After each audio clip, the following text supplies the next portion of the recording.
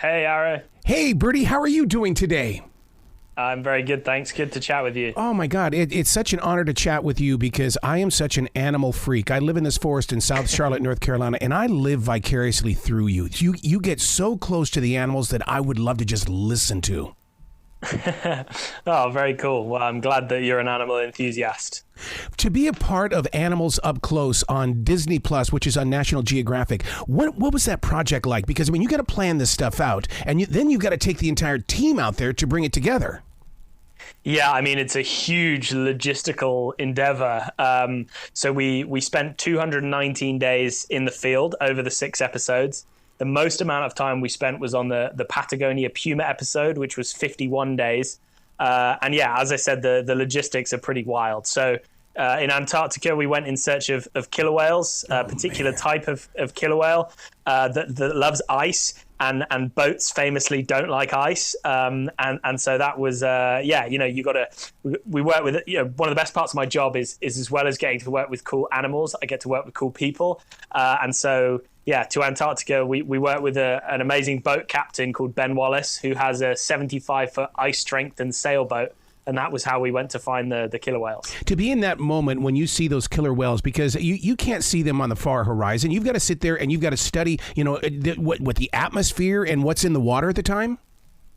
Yeah, so the key really is to find killer whales is to spend your entire day with your binoculars glued to your face. Yep. And you scan that horizon. As I said, I work with cool people. I brought with me one of my good friends, Lee Hickmott, who's a killer whale biologist, and me and him spent hours and hours and hours every day on the roof of the sailboat staring at the horizon. The animals don't they don't cooperate in that they don't read the script. So, whether it's snowing or really windy or whatever, the animals are out there doing their thing, and we've just got to keep up. Do drones help you guys out at all? Or in conditions like that, you can't even trust a drone? Well, interestingly, drones aren't very good at finding animals for various reasons. But once you've found the animal, they're very good at keeping track of them. So in the case of the killer whales, all you see from the water level is fins and occasionally a bit of the head or the tail. Whereas from the air, you see everything. And I mean, you would think that a snowstorm is not a particularly good place to fly a drone, but we had no choice. We wanted to film these animals doing what they do. And if they choose to do it in a snowstorm, well, I got to fly the drone. So I had pretty chilly fingers. But yeah, it was amazing to witness. So those killer whales in particular, there's only 100 of that particular type in existence. And they basically figured out that as a family, as a pod, they look for seals that are resting on chunks of ice out the water. And together, using teamwork, they use their bodies to create a wave to wash the seals off of the ice and into the water. It's just a insane piece of animal intelligence. It's really spine-tingling to watch. The show we're talking about is Animals Up Close, a 6-part series on Disney Plus, National Geographic. So I read Ted Andrews with Animals Speak. I truly do go in and read when I'm confronted with an animal or an animal visits with me. Do you do the same thing? Because you really seem like somebody who would be an animal speaker. Yeah, I mean, everyone always dreams about being able to talk to animals. Mm-hmm. And whilst I won't say that I can talk to animals, I can certainly read a lot of their behavior and how they're feeling. In the same way that if you or I walk into a bar, we're able to read the room by, looking at different people's body languages. You can tell who's angry, who's sad, who's fun, who's scary. Animals, give off similar cues. And so it's all about knowing those cues. And that's how you get close to them, close enough to them to film them on their terms so they're behaving naturally. And that's really how you predict what they're going to do next. I just had 2 heron just the other day fly within 3 feet of me, and I'm going, why would this be happening to me? And then you go and you find out in the studies that, what it possibly could be. But, I mean, I'm sure you've had those close encounters as well, where it's like, whoa, how did this happen?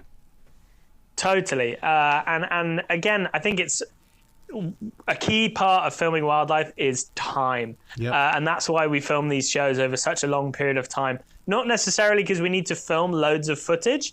The episodes are only 40 minutes long. It's so that we're increasing the chance of getting lucky. And the more time you spend with an animal, the greater the chance of getting lucky.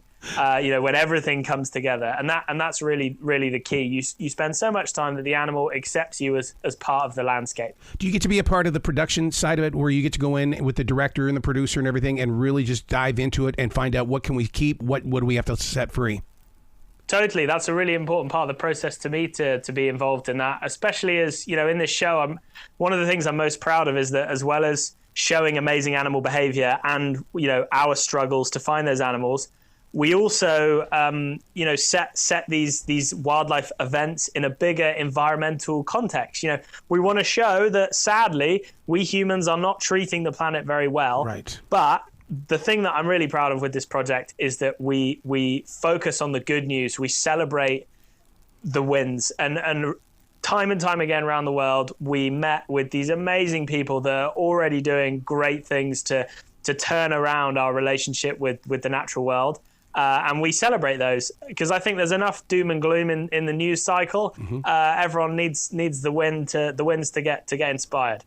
Wow, I can't thank you enough for Animals Up Close on Disney Plus and National Geographic. I mean, because this is I grew up with Jacques Cousteau and everything on Sunday night when the world became all about the animals. Oh, cool. Well, great to chat with you, Ari. Thanks very much for having me. Well, please come back to this show anytime in the future. The door is always going to be open for you, dude. Sounds good. Thanks for having me. You be brilliant.